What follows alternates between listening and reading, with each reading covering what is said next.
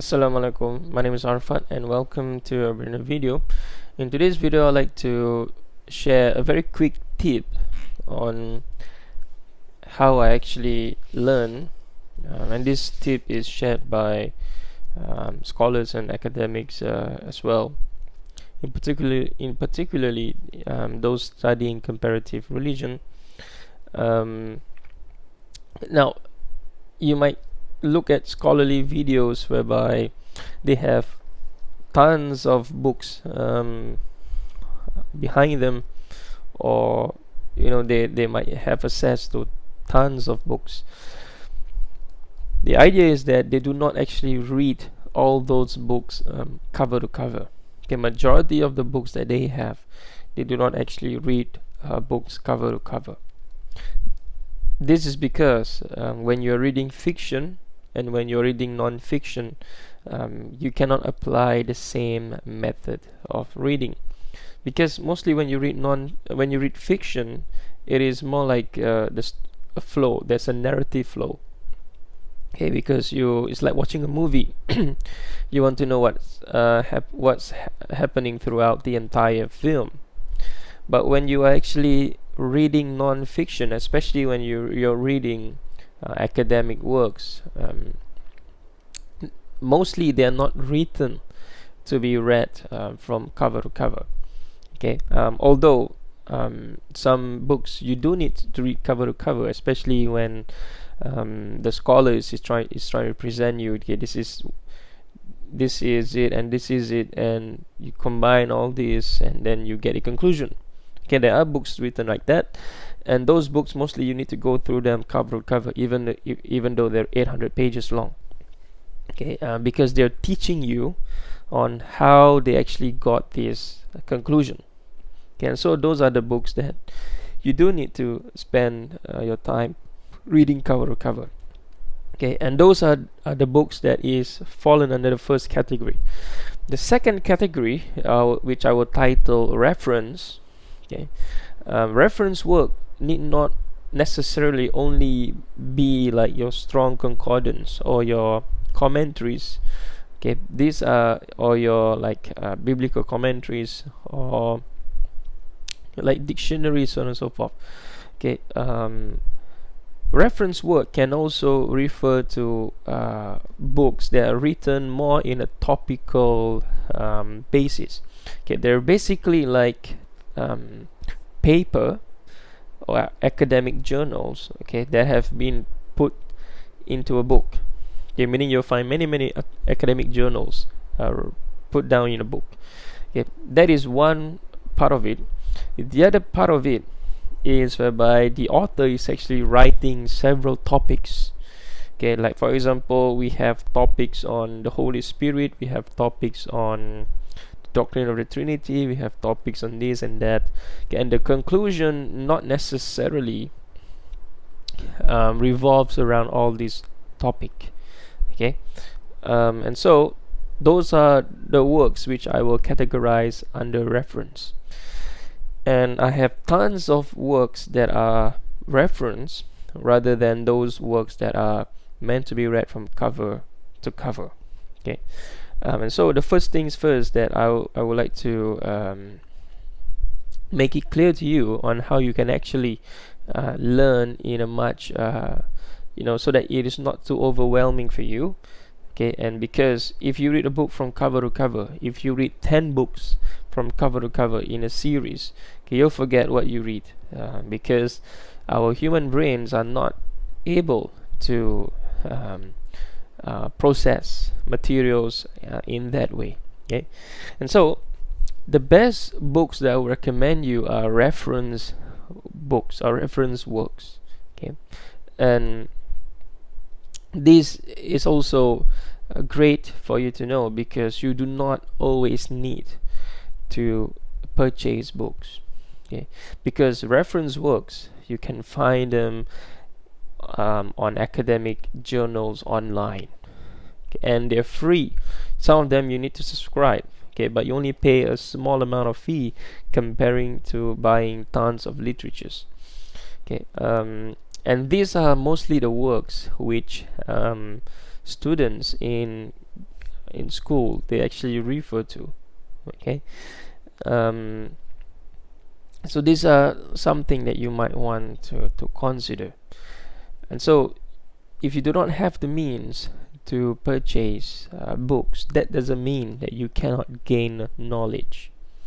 Okay, you can always go to academic journals, and most academic journals online are much more accessible now. When I was studying 10 years ago, you do need some login details that the university will give you so that you can access these academic journals online. And even though it is true to a certain extent even today, um, but mostly scholars publish articles online. You can join blogs that are posted by prominent scholars. You just need to figure out who these scholars are. Okay, once you figure out, some of these scholars have blog posts online. They upload videos on YouTube. Okay, and they appear on like academic channels on YouTube. Okay, that actually promotes the study of comparative religion. And so there's a lot of ways and means for you to gain knowledge. We are so lucky, so blessed. Okay, I don't believe in luck. We are so blessed today to be living in this modern world, especially nowadays. You have a lot of access to the vast expanse of literature that you do not even have an excuse that you are not knowledgeable or you don't know a certain thing because you do not have the means to buy the book. Okay, this excuse is still acceptable 10 years ago, but today it is definitely not acceptable because you can access all these PDFs, all this knowledge. It is all disseminated online. Now, a lot of the books that I have are also available online. Okay, but I will not share them with you because I do not like piracy. But if you have to, then you do what you have to do to gain the knowledge. And so, for example, returning back to my topic, books like this is a very, very important reference work. This, by the way, this is Peter Schaefer. Okay, Two Gods in Heaven. The very first thing that you should do is to flip to the content. Okay, and today I'll demonstrate the content, and the index is the most important thing. It is even more important than the content. Okay, the content page. It is even more, the content page and the index, they are much more important than the actual narrative of the book. Okay, because the reason why this is so, it is because that it actually saves you tons and tons of time. Just to give you an example, this book contains the following content. Okay, and even though it is linked to one another, but each chapter in itself is its own study. Hopefully you can see, I apologize. Each chapter in itself is a study of its own. Okay, and so if you want to know about the Holy Spirit, if you want to know about Philo's theology, you can just go to the respective page, and you do not need to read the previous chapter to understand the chapter that you are going to focus on, because the reference work are not written like that. Okay, reference work allows you to treat individual chapters as its own separate, quote-unquote, mini book in a sense. Okay, and this is why reference work are so important, and academic journals are so much more important than to actually buy books. Like, for example, I have another book here, Raymond Brown. Okay, flip to the content page. Okay, this is the content page. Now if you want to know about the Greco-Roman world, or if you want to know about the what the gospel according to Mark is, you do not need to read the previous chapters before. You can just go to what the chapter on the Gospel of Mark, and you can just read it, and you'll find out what the Gospel of Mark is. And this is also a reference work. Okay, you do not need to read it cover to cover, because each chapter is a topic on its own, and so you do not read, especially in the study of religion, you do not read a book from cover to cover. It is different when you are actually reading fiction, whereby you do need to read from cover to cover, because otherwise it's just like watching movie. Instead of starting from the beginning, you start from the middle portion, like you don't know what's going on in the earlier section. Okay, but for when it comes to non-fiction, and especially when it comes to the study of comparative religion, most chapters, it is its own separate topic. Okay, and so that is the difference between the two. Now, obviously, it is better for you to read cover to cover, okay, so that you have, you know a lot more. But it is also not beneficial for you if you're only looking to learn about the Holy Spirit, and then you read about chapters on something else. Okay, that would actually distract you from your focus.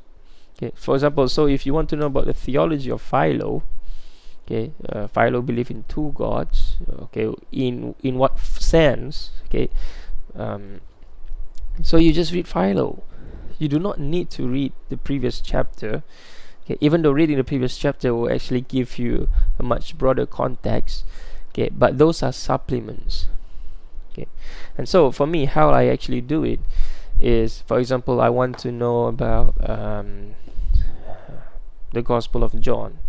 Okay, and so I purchase every single literature that I can get. Okay, that are within my means, obviously, and then I read only on John.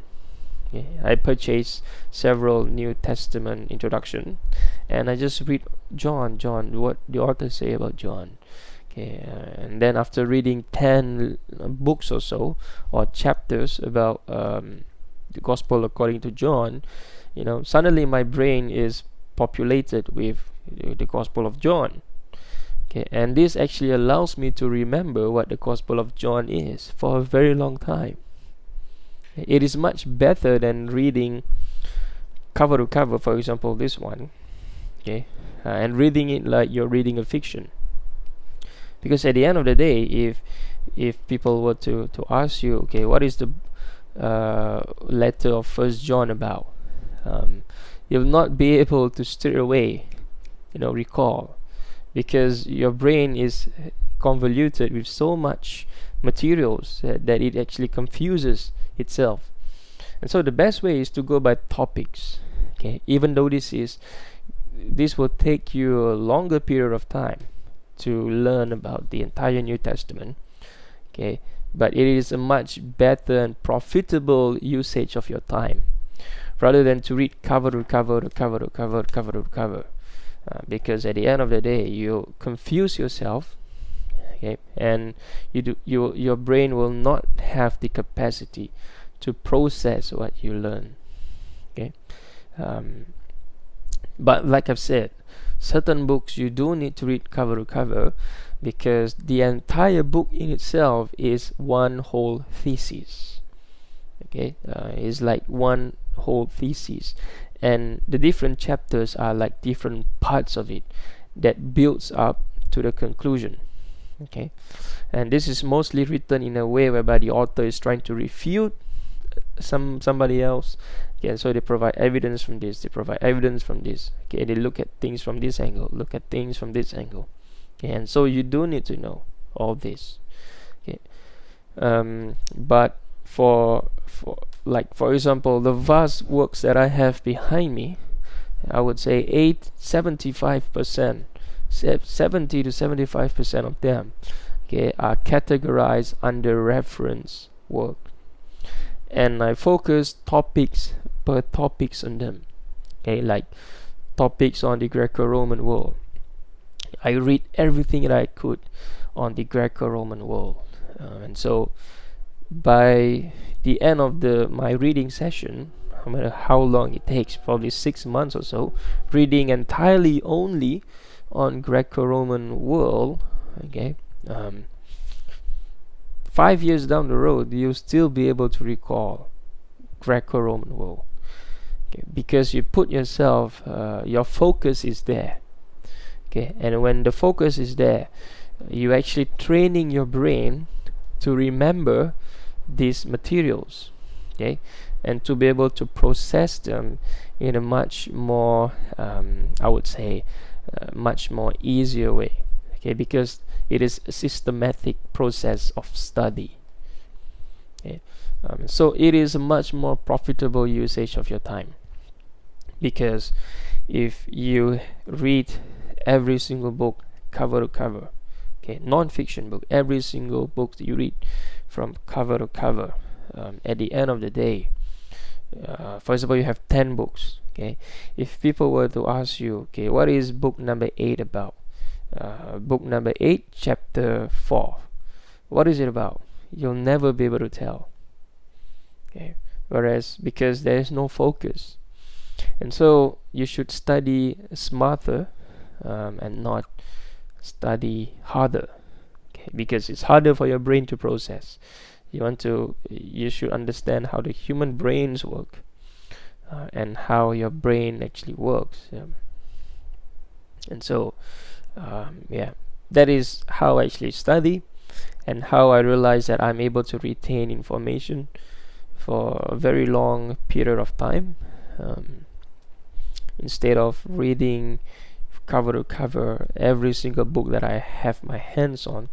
It is not a good usage of your time, and obviously because it is not how scholars actually study. Okay, if you want to know how scholars became scholars, how they are so smart, you should understand how they actually study. Okay, the same concept for those playing sports like football, for example. If you want to practice your free kick, okay, you have to practice your free kick every single time. You can't be practicing your free kick and then you'll be running here and there. There's no focus. If you want to practice and perfect your free kick, you have to be on it, until you get the technique correct. Same if you want to know a lot about the Greco-Roman world, or the philosophy of the first century of the Common Era, you have to read literatures pertaining to that only. Okay, you have to have focus, otherwise you'll just be absorbing materials that you will never be able to retain, and that is not a profitable use of your time. That is definitely a wrong way to study. Okay, so anyway, that is just my opinion. That is just how I study. And so we don't read. When I say we, is the people that I know, and the people that actually taught me this, and I've tried it, and also what scholars actually recommend and advise, is that we don't read every single book that we have cover to cover. Because first of all, it's just a waste of time. Your brain will never be able to process, and there's no focus. Okay, reading a book cover to cover, I can read a book cover to cover in just one day, probably in about 12 hours or so. Okay, I've done that in the past, and I realized that is actually not a profitable usage of my time, because you'll just be reading books about topics probably about Holy Spirit. And then the next book you read will be about I don't know, um, probably about the Gospel of Luke. And then the next book you read will be about ancient philosophy. And so one book per topic will not do justice for you. It will not help you at all. You have to read multiple books on a single topic. Okay? And then after you're done with that topic, you know about it, and then move on to the next topic that you actually want to find out. Okay. First things first, you should ask yourself what you want to know. Like for me, I want to know about the doctrine of the Trinity, so I read for a period of time only about the doctrine of the Trinity. Okay. And I read and read and read, and then the next thing I am curious is about the Holy Spirit. Okay, and so I read everything about the Holy Spirit. I read and read and read. So I want to know next about the letter of 3rd John. So I read read what scholars say, commentaries about about 3rd John. I read introduction to the New Testament about 3rd John, multiple introductions I read from this scholar, from that scholar, hear what this scholar say, hear what this scholar say. And so at the end of the day, if someone asks me about all this, I'm able to recall because I've actually put my brain, quote unquote, practice my brain to actually remember the Gospel of John, for example, or the 3rd Epistle of John, or about the Holy Spirit, and this and that. Okay. Yeah, and this is also how I used to study in school, throughout my entire life. And again, this is just how my brain works. People could be different. You just need to know and understand your brain better. Most of us have brains, but we don't understand how it works, and so we are not actually utilizing it to the best of its capabilities. And so first things first, you should figure that out. Yeah. Anyway, ladies and gentlemen, just a very short video. I'll see you on my next one. Assalamualaikum warahmatullahi wabarakatuh.